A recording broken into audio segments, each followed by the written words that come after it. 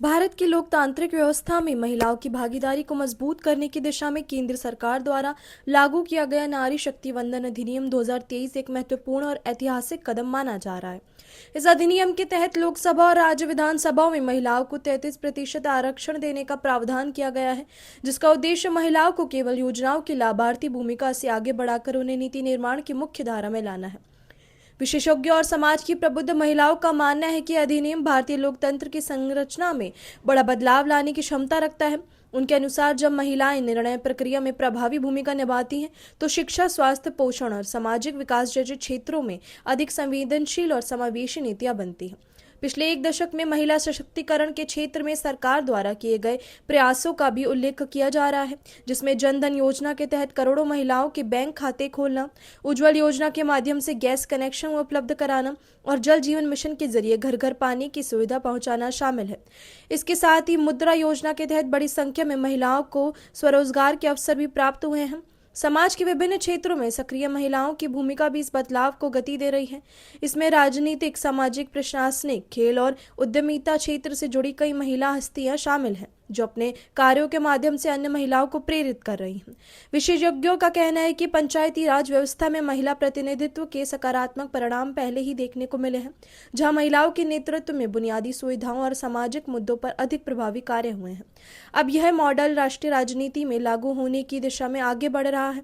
कुल मिलाकर नारी शक्ति वंदन अधिनियम को देश में महिलाओं के राजनीतिक सशक्तिकरण की दिशा में एक निर्णायक कदम माना जा रहा है, जो आने वाले समय में लोकतांत्रिक की तस्वीर को और अधिक समावेशी बनाने की क्षमता रखता है। बैठेगी तो आपको क्या लगता है कि सबसे पहले 33% जो महिलाएं जाएंगी, क्या मांग होनी चाहिए, मेरिट से क्या होती है कि महिलाओं के लिए जरूरी है? ये बाद में कर लेना, पहले पूरा कर लें इसे।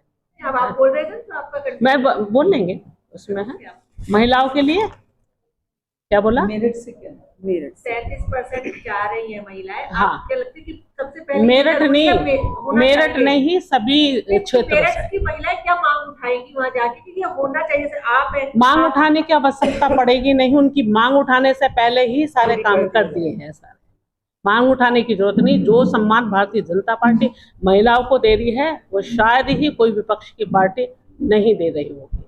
सबका साथ और सबका विकास के साथ है, बेटी बचाओ बेटी पढ़ाओ के साथ में, और आगे बढ़ रही है पार्टी जो है। बेटी को आप देखिए, 2014 में उन्होंने कहा है कि बेटी बचाओ, आदरणीय प्रधानमंत्री जी ने कहा था ना कि बेटी बचाओ और बेटी पढ़ाओ और बेटियों को आगे बढ़ाओ। आज बेटी बच भी रही है, आज बेटी जो है पढ़ भी रही है, और आप देखोगे हर क्षेत्र में बेटी बढ़ भी रही है। कोई क्षेत्र ऐसा नहीं है जहाँ बेटी नहीं पढ़ी है। एक यही क्षेत्र था, देखिए इसमें भी काफी सारी हमारी बेटियों को मौका मिलता था। आप देखेंगे कि नगर पालिका, नगर पंचायत में काफी अधिक महिला हैं, उनको काफी मौका मिला। सबसे ज्यादा हमारी ही भारतीय जनता पार्टी की महिलाएं जितनी भी काम कर रही हैं उनको भी मौका मिला है, और भी अन्य महिला हैं जो सामाजिक महिला है, और भी महिलाएं हैं जो भी हैं। आज जो गांव की जो महिला है प्रधानी का चुनाव लड़ती हैं, जीत कर आती हैं, तो बहुत सारी चीजें सीखने को मिलता है, आगे बढ़ने को मिलता है, मोटिवेट मिलता है उन महिलाओं को कि जिनके बीच में वो काम करती हैं। तो ये बहुत बड़ी बात है। तो आप ये देख रहे हैं कि हर क्षेत्र में कोई ऐसा क्षेत्र नहीं है जहाँ मतलब नहीं है। अगर आप कहो कि हमारे आदरणीय प्रधानमंत्री जी ने पहले क्या था, महिलाओं का सैनिक स्कूल में लड़कियों का एडमिशन नहीं होता था, लेकिन अब जो है सैनिक स्कूल में एडमिशन कराते। हमारी बच्चे सैनिक स्कूल में पढ़ेंगी तो देखिए और भी बहुत सारी चीजें सीख कर जो है वहां से पढ़ के आगे बढ़ेंगी। बहनों के लिए इतना कुछ किया कि हम घंटों भी बोले ना, पूरा दिन भी बोले ना, तो खत्म नहीं होने का। इतनी सारी योजनाएं महिला की, वही जितना भी ले, तो महिलाओं के लिए कहाँ नहीं है, महिलाओं के लिए करके दिखाया है, और सबके सम्मान के लिए सब किया है। महिला पत्रकार हैं, देखिए हम उनका भी विषय उठाते हैं। आंगनवाड़ी बहनें हैं, हमने मानदेय बढ़ाया। हमारी आशा बहनें, उनके लिए हमने मानदेय बढ़ाया। हर क्षेत्र में हर जगह हम जो काम कर रहे हैं। तो मैडम आपने भी कहा कि महिला पत्रकारों के लिए भी आवाज उठाई, वो किस तरह की आवाज उठाई आपने महिला पत्रकारों? मतलब उनके सम्मान के लिए महिलाएं, उनके सम्मान के लिए, क्योंकि महिला तो देखो महिला है, चाहे हमारी पत्रकार महिला है, चाहे हम पॉलिटिकल महिला है, कोई सामाजिक महिला है, कुछ कारोबार महिला चला रही है, कोई सरकारी जॉब करें, कोई प्राइवेट चाहे करें, तो सब महिला महिला महिला है। तो आधी आबादी में तो सारी महिला आती है, तो उनके सम्मान की बात है कि उनको भी सम्मान मिले। अब जहाँ भी है वो, ये तो आप लोग भी डिसाइड करेंगे, उनको बैठने का स्थान भी हो, उनको जो है अच्छे से कंफर्टेबल वो रहें, उनकी इस चीज़ पर भी ध्यान रहे। उनका स्वास्थ्य है उन पर भी ध्यान रहे कि वो ठीक से वो सब रहें, तो ये सारी चीजें। और हमारा आप देख रहे हैं कि गांव में समूह बने हुए, शहरों में समूह बने हैं, समूह के तहत जो बहुत सारी महिलाओं को भी जोड़ने का काम किया है।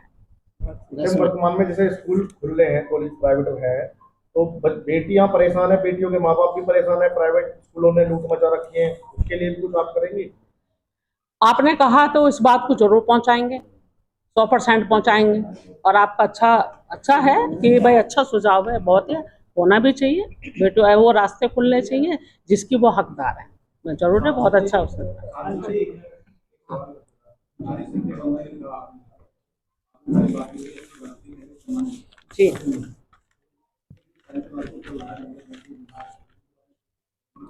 ये देखिए, ये कोर्ट का विषय है, ये हमारा पॉलिटिकल, हमारा उसका नहीं है, नारी शक्ति का नहीं है। के विषय से जो भी करेगा कोर्ट करेगा। मैं तो ये कहती हूँ उन्हें रिलीफ मिले, बहुत अच्छी बात है। हम तो इसी पक्ष में है, किसी की रोजी रोटी ना जाए। मैं तो इतना कहूंगी, मैं अपनी तरफ से कहती हूँ, किसी को कुछ भी लगता हो, पर इतना मैं कहती हूँ कि सबको मौका मिलना चाहिए और सब आगे बढ़ने चाहिए, किसी की रोटी रोजी नहीं जानी चाहिए। मैं ये कहना चाहती हूँ कि संसद मेरा नाम अलका तोमर है, मैं अर्जुनवाड़ी रेसलर हूँ और देश की पहली महिला हूँ जिसने अपने देश को 39 साल बाद वर्ल्ड चैंपियनशिप में ब्रॉन्ज मेडल दिलाया। और मेरा ये सौभाग्य रहा कि जिस दिन ये संसद में जो पहला बिल पास हुआ था 33% का, उस दिन मैं उसका हिस्सा थी। और मैं आपको बताऊं, वो फीलिंग और वो जो अनुभव था वो मैं बयान नहीं कर सकती हूँ यहाँ पे, क्योंकि बहुत ही अच्छा प्राउड के साथ आपको सम्मान के साथ वहाँ पे बैठाया गया।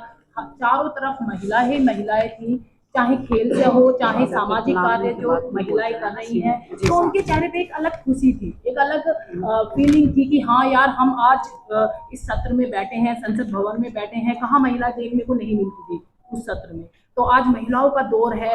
आज हम किसी भी क्षेत्र में पीछे नहीं है। माननीय प्रधानमंत्री जी की सोच को सारी महिलाओं ने सलूट किया, सलाम किया। और मेरे साथ मेरे खेल की भी लड़कियां थी, क्योंकि आप जानते हैं माननीय प्रधानमंत्री जी ने, चाहे ओलंपिक हो, एशियन गेम्स हो, कोई भी खेल रहे हो, हर किसी खिलाड़ी को फोन कर करके बधाइयां दी हैं, चाहे वो लड़की है चाहे लड़का, उन्होंने भेदभाव कभी नहीं किया है। और इस सम्मान के लिए मैं तो उनका तहे दिल से धन्यवाद करना चाहती हूँ, अपनी पूरे खेल की तरफ से और अपनी तरफ से। Thank you. अब हमारे बीच में उमा भार्गव जी हैं, सीनियर टीचर हैं, सिख लाइन्स पंजाब लाइन्स की। कुमारी उमा भार्गव, केंद्रीय विद्यालय डोगरा लाइन से मैंने अभी रेनोवेशन लिया दिसंबर में। सबसे पहले तो जैसे हमारे वेदों में कहा गया है कि यत्र नारी पूज्यन्ते रमन्ते तत्र देवता, जहाँ नारियों की पूजा होती है वहाँ देवताओं को निवास मिलता है, वहाँ देवताओं का वास होता है। और इस बात को चरितार्थ किया है हमारे परम आदरणीय मोदी जी ने। उन्होंने केवल कहा ही नहीं इस चीज़ को, बट उसको प्रैक्टिकली करके दिखाया। बहुत सारी योजनाओं के बारे में अभी आपको अवगत कराया हमारी बड़ी बहन कदम जी ने। विभिन्न प्रकार की योजनाएं हैं, उज्ज्वला योजना, और उसके साथ साथ मैं ये भी कहना चाहूँगी, मेट्रो का देखिए, जो हम कभी सोच भी नहीं सकते थे, वो इतनी बड़ी उपलब्धि मेरठ को मिली। उससे पहले एक्सप्रेस वे बच्चे आते थे तो कहते थे बुआ 4-4, 5-5 घंटे लग जाते थे मेरठ से आने में, मोदी नगर जाम, आपका मुरादनगर, मतलब इट वॉज वेरी डिफिकल्ट। अब वो इतना सुगम हो गया है, और उसके बाद मेट्रो तो क्या कहने। और ये जो एक शुरुआत है 33% reservation, this is a historical milestone. I say एक ये हिस्टोरिकल माइलस्टोन है, जो कि एक बहुत बहुत बड़ी उपलब्धि है हम सभी के लिए। और इन्हीं शब्दों के साथ मैं अपनी संक्षिप्त रूप में अपनी बात। प्रधानमंत्री नरेंद्र मोदी जी वो एनडीए की सरकार में जो नारी शक्ति वंदन अधिनियम पारित हुआ 2023 में, उसको लेकर एक स्पेशल सांसद की बुलाया है सत्र 16, 17, 18। तो इसके लिए हम सभी महिलाएं एकत्र हुई हैं और जगह जगह समाज की विभिन्न वर्गों में जो अपने क्षेत्रों में बहुत उत्कृष्ट कार्य कर रही हैं, वो सभी महिलाएं आपके समक्ष है। मैं उनके नाम बताना चाहूँगी। हम सभी प्रधानमंत्री जी को धन्यवाद करने आए हैं इसके लिए। ये सबसे प्रथम हमारी राज्य नाम तो बात में, हाँ जी, ये करेंगे। हाँ जी, हमारी हमारी बहुत सम्मानित वार्ता ने। आज की प्रेस वार्ता की संयोजक बीना भारद्वाज जी और यहाँ पर उपस्थित सभी वरिष्ठ हमारी बहनें, सामाजिक सभी बहनें आई हैं और पूर्व में अध्यक्ष रही शशि मित्तल जी, पत्रकार भी हमारी बहन बेटे सभी पत्रकार बंधु। आज हमारे लिए बहुत ही खुशी का दिन है। खुशी का दिन तो हमारे लिए 2023 में भी था कि जब नारी शक्ति वंदन अधिनियम बिल पास हुआ और उस समय का दृश्य ऐसा था कि बहुत ही खुशी की लहर एकदम थी। कोई स्पेशल एक सत्र बुलाया गया। स्पेशल सत्र में जब नारी वंदन अधिनियम जब इसकी चर्चा हुई वहाँ पर, तो देश के अंदर सभी ही महिलाएं हैं इस चीज़ को मतलब अच्छे से सब देख रही थी कि हमारे लिए भी आज रास्ते खुलेंगे इस बिल के तहत कि हमको भी मौका मिलेगा, में जाने का मौका मिलेगा। तो ऐसी सोच लेकर भी है सारा जो बिल का जो वो था वो सब उन्होंने देखा, कितने किलोज और कैसे कैसे आए, वो सारी चीज़ें वो देखी है। मैं भी अपने आप को बहुत सौभाग्यशाली मानती हूँ कि आदरणीय प्रधानमंत्री जी के नेतृत्व में भी मैं भी राज्यसभा में मैं गई वहाँ पर है और मुझे नहीं पता था कि मेरे को भी इतना बड़ा अच्छा मौका मिलेगा उस समय कि मैं जिस दिन नारी शक्ति वंदन अधिनियम बिल पास होगा, जो हमारी आधी आबादी है उसके लिए बिल पास हो रहा, हमला हमारे लिए सबके लिए बिल पास हो रहा है, जिसकी हम जो है कल्पना ही कर सकते थे, लेकिन हमको ये नहीं पता था कि इतनी जल्दी और हमारे सामने ये सब होगा।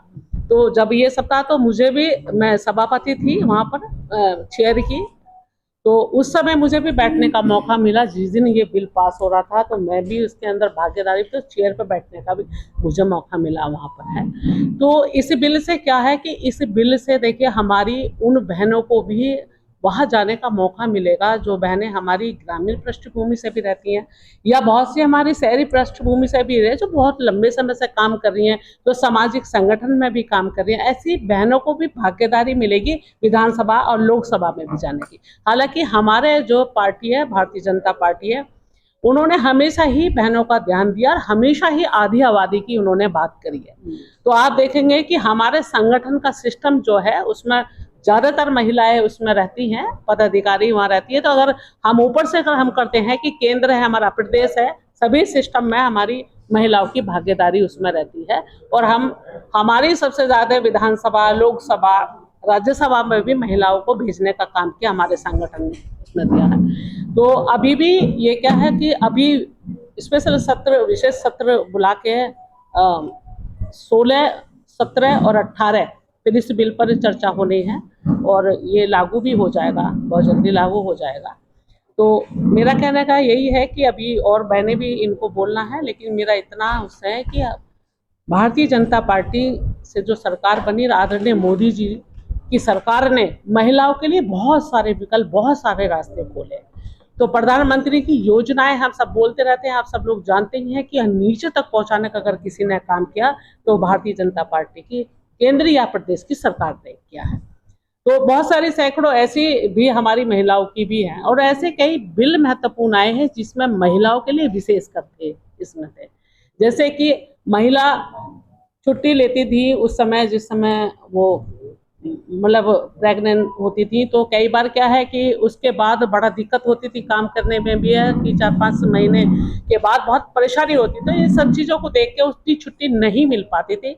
तो हमारी ही सरकार ने 6 महीने की छुट्टी कर दी है, 26 हफ्ते के लिए उन्होंने अवकाश देने का लिए निर्णय, एक ऐसा बिल आया, उस बिल पर चर्चा रही है और हमारा ये समर्थन हो कि वो बिल भी पास हुआ है और महिलाओं को बहुत रिलीफ भी हुआ है। इसमें महिलाओं के लिए बहुत सारे ऐसे भी रास्ते खोले, जैसे प्रधानमंत्री आवास योजना है। कभी भी पहले महिलाओं के नाम क्या है कि वो अपने घर के परिवार का सिस्टम होता है, एक अलग होता है, लेकिन बहुत सारी ऐसी महिलाएं हैं, ऐसे परिवार है जो महिलाओं के लिए मकान जो उनके नाम नहीं होते थे उस समय। तो प्रधानमंत्री जी ने जो आवास योजना के से जो तहत मकान उन्होंने दिए हैं, तो वो महिलाओं के नाम से ही उन्होंने ये दिए हैं। उज्ज्वला योजना है, वो उन्होंने उनके नाम से भी दिए हैं। तो कम से कम 10 करोड़ के आसपास ये दिए।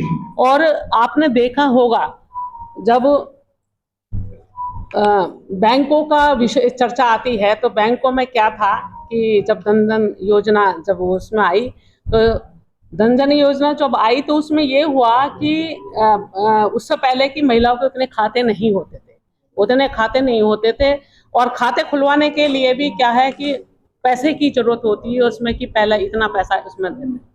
तो जनधन खाते जो खुले हैं तो वो भी बहुत अच्छी संख्या में महिलाओं के जो है खाते भी खुले। तो ऐसे ऐसे महिलाओं का मोटिवेट, उनका मनोबल बढ़ाने के लिए मतलब ऐसी ऐसी योजनाएं वो लेकर आई हैं। बहुत सारी योजनाएं हैं, आप सब लोग जानते हैं। और आज जो है विशेषकर ये यहाँ प्रेस को बुलाया गया है कि महिलाओं को बहुत सारे अधिकार जो उनको चाहिए वो उसके लिए जो है आज बहुत सारे रास्ते खुलेंगे, और उन महिलाओं को भी सम्मान मिलेगा जो महिलाएं इसके हकदार हैं। अब आधी आबादी भी हमारी है, 33% जो है सदन में बैठेगी, और अपने यहाँ के मुद्दे, महिलाओं के मुद्दे हैं और बहुत सारे मुद्दे हैं, सदनों में उठाने का जो है उनको मौका मिलेगा है। तो यही मुझे सब कहना था। बाकी सामाजिक संगठन की महिलाएं आई हैं तो उनसे भी हम पूछ लेते हैं कि प्रधानमंत्री आदरणीय हमारे नरेंद्र मोदी जी ने ये 33% जो बिल लेकर आए हैं तो उसके विषय में क्या कहती हैं। तो हमारे बीच में अलका तोमर भी हैं, तो वो भी कुछ मतलब बता सकते। वो पश्चिम यूपी की हेड है लाइफ सेल की। नमस्कार, मेरा नाम डॉक्टर नुपुर है। मैं गर्भधारण प्रिजर्वेशन ये कंपनी है उसका वेस्ट नीति सेक्रेटरी। तो ये सच में 33% यदि रिजर्वेशन और ये पूरा सच में ही हो जाएगा ऐसा हमें लगेगा तो सोसाइटी के लिए सेक्टर क्या ही हो सकता है। आप कहीं भी देखो वो कोई भी चाहे सोसाइटी हो, घर हो, यदि जब भी बैलेंस गड़बड़ा जाता है, इवन फीमेल हार्मोन्स और मेल हार्मोन्स अलग होते हैं। फर्टिलिटी के केस में यदि हार्मोन्स बिगड़ जाते हैं तो हर चीज में दिक्कत है। तो 33% इज अ ह्यूज नंबर। और पार्टिसिपेशन हमारे पुराने टाइम में कितनी महारानियां, मतलब झांसी की रानी से लेके सब, मतलब समहाउ मैं थोड़ा सा बायस होकर बोलूंगी क्योंकि फीमेल्स को रिप्रेजेंट कर रही हूँ, तो एकदम प्रेजेंस ऑफ माइंड और कुछ चीजें सिचुएशन पर आके कैसे क्या डिसाइड करना है, तो ये सब दबी रह जाती थी समाज। एक 33% का जब ठप्पा लगेगा और सच में आगे जाएंगे और अपॉर्चुनिटी मिलेगी कुछ कर दिखाने की, तो झंडे गाड़ देंगे, इसमें कोई शक नहीं है। और मोदी जी और उनकी पूरी टीम को बहुत बहुत साधुवाद। मैं तो बहुत छोटी हूँ उनके आगे, बट एक ऐसा मौका मिल रहा है मेरी कम्युनिटी या मेरी फीमेल पूरी कैटेगरी को सोसाइटी में आगे बढ़ने का। बहुत बहुत साधुवाद, धन्यवाद। हमारे बीच में अश्मिता दत्ता जी हैं, महिला उद्यमी हैं ये, और ये खुद स्वयं बताएंगे। नमस्कार, मैं Asmita Datta, progress group of companies से। मैंने बचपन से यही सुना है, नारी शक्ति नारी शक्ति, बट आज मोदी जी के द्वारा हम इस शक्ति को बढ़ा के और उसमें 4 चांद लगा रहे हैं और लगा सकते हैं। हम अपनी कंपनी में 48,000 लोगों में 10% महिलाएं रखते हैं, बट अब ये मोदी जी के जो उन्होंने हमें ये इनिशिएटिव दिया, जो ग्रोथ दे रहे हैं, उसमें हम अब बढ़ा के उन्हें 20% से भी ऊपर लेके जा सकते हैं। मैं अपनी बेटी के साथ आई हूँ, ये भी अपनी 22 साल से और जितनी स्त्री HR है उनको रूल करती है और आगे बढ़ के आज हमारी कंपनी में 1150 महिला है हमारे साथ में। और आप बिलीव नहीं करेंगे कि वो 12 बाय 12 मीटर की बसेस भी चलाती हैं, टेक्नीशियंस भी हैं और मैकेनिक्स भी हैं। तो ये तभी पॉसिबल हो पाया है जब गवर्नमेंट का इतना अच्छा सपोर्ट था।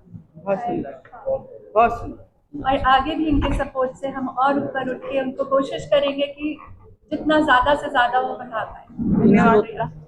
वीना, अपनी राय हमें कमेंट बॉक्स में ज़रूर दें। ऐसे ही लेटेस्ट अपडेट्स के लिए हमारे चैनल रॉयल बुलेटिन को लाइक, शेयर और सब्सक्राइब करना ना भूलें।